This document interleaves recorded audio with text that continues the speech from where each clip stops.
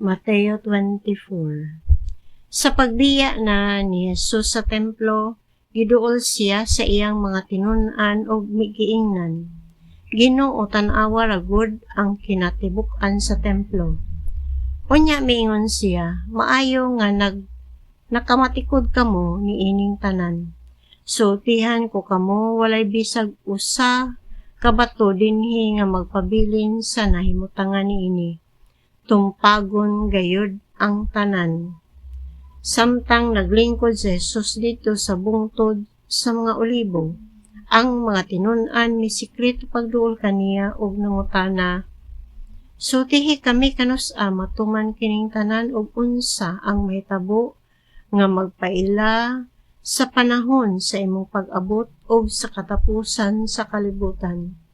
Si Jesus mitubag, "Pagbantay kamo ug ayaw kamo palimbong ni bisan kinsa. Kay sa akong ngalan daghang tawo ang muani nga mag-ingon, ako ang Mesiyas, ug daghan ang malimbungan. Makabati ka mog mga gubat sa duol ninyo ug mga balita mahitungod sa mga gubat sa halayo apan ayaw kamo kabalaka. Kining mga butanga kinahanglan mahitabo, apan wala kini magpasabot nga mauna ang katapusan. Magubat ang mga nasod ug mag-away ang mga gingharian. May mga kagutom ug mga linog sa tanang dapit. Kining tanan sinugdan pa lang sa mga kasakit. Unya, dakpon kamo sa mataw aron sakiton ug unya patyon. Kasilagan kamo sa tanang katawhan tungod kanako. Ug daghan unya niadtong panahona ang mubiya sa ilang pagtuo. Magbudhiay ug magdumtanay sila. Unya daghang mini nga mga propeta ang manungha ug daghan ang malimbungan nila. Og tungod sa pagdagsang sa dautan, mabugnaw ang gugma sa daghang tawo. Apan maluwas ang magpadayon hangtod sa katapusan. Og kining maayong balita mahitungod sa paghari sa Dios iwali ngadto sa tibuok kalibutan aron masayod niini ang tanang tawo ug unya moabot ang katapusan.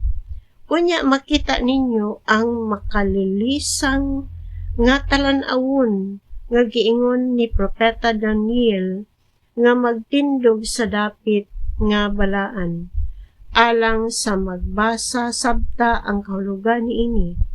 Unya ang mga tawo nga anaa sa Judea kinahanglang managan ngadto sa mga bungtod.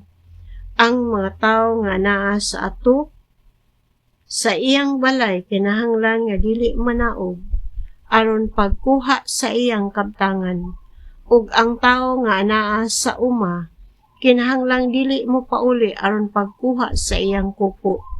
Pagkam makalilisang niadtong mga adlaw alang sa mga mabdos ug sa mga inahan nga may mga masuso. Busa pag-ampo kamo sa Dios nga dili unta kamo pakagiwon sa panahon sa tingtugnaw o sa adlaw nga igpapahulay. Kay ang kasakitan ni atong panahona labi pang makalilisang kaysa bisan unsa nga nahitabo sukad sa sinugdan sa kalibutan hangtod karon. Wala na gayoy mahitabo pa nga sama niini, apan gipamub-an sa Dios kadtong mga adlaw kay kun wala untay mabuhi. Apan tungod sa iyang mga pinili, pamub-an niya kadtong panahona. Unya kun may moingon kaninyo, tan-awa di adiri ang Mesiyas, o tuwa siya didto, ayaw kamo pagtuo kaniya, kay manungha ang mga mini nga Mesiyas ug mga mini nga propeta. magbuhat silag mga dagkong milagro ug mga katingalahan aron pagpasalaag bisan sa mga pinili sa Dios kun mahimo. Timan-i nga gipasidan-an ko na kamo niini.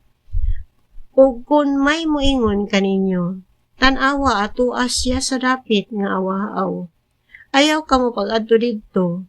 Kun moingon sila, tan-awa nagtago siya diri. Ayaw kamo pagtuo niini.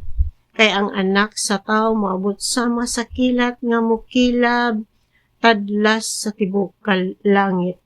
Gikan sa silakan ngadto sa kasadpan.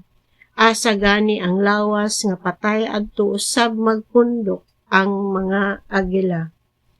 Unya tapos gayod sa kasakitan ni adtong mga adlaw, mungit-ngit ang adlaw ug dili na mudan-ag ang bulan. Mga hulog gikan sa langit ang mga bituon ug matay-og ang tibuok kalibutan.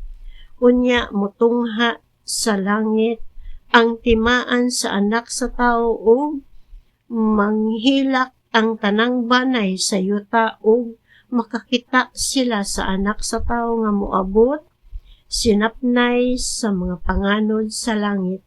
Moabot siya nga may gahom ug dakong himaya.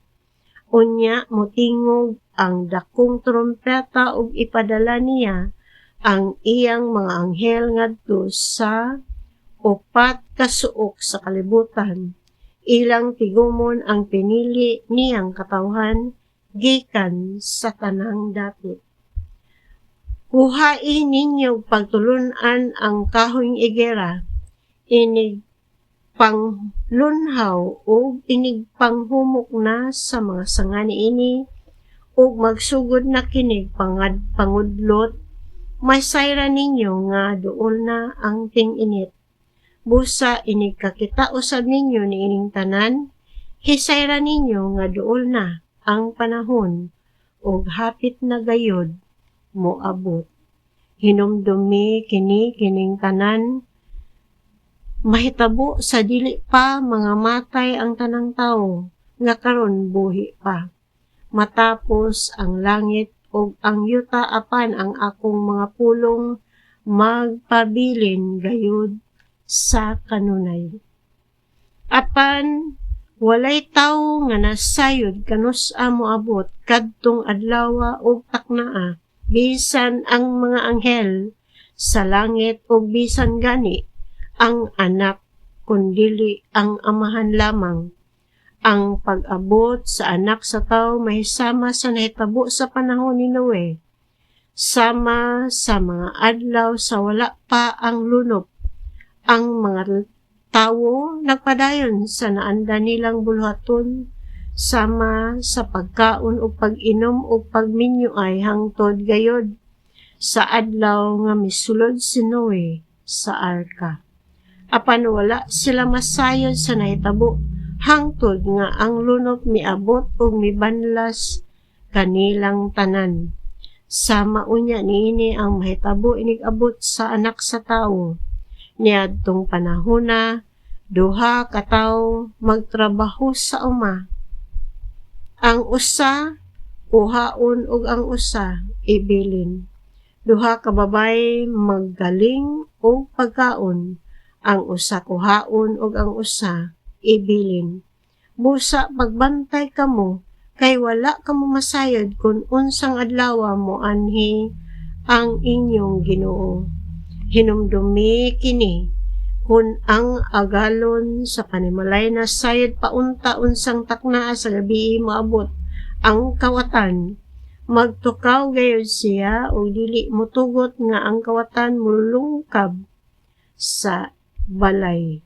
Busa kamo usab kinahanglan mag-andam kanunay kay moabot ang anak sa tawo sa takna nga kamo wala magpaabot kaniya.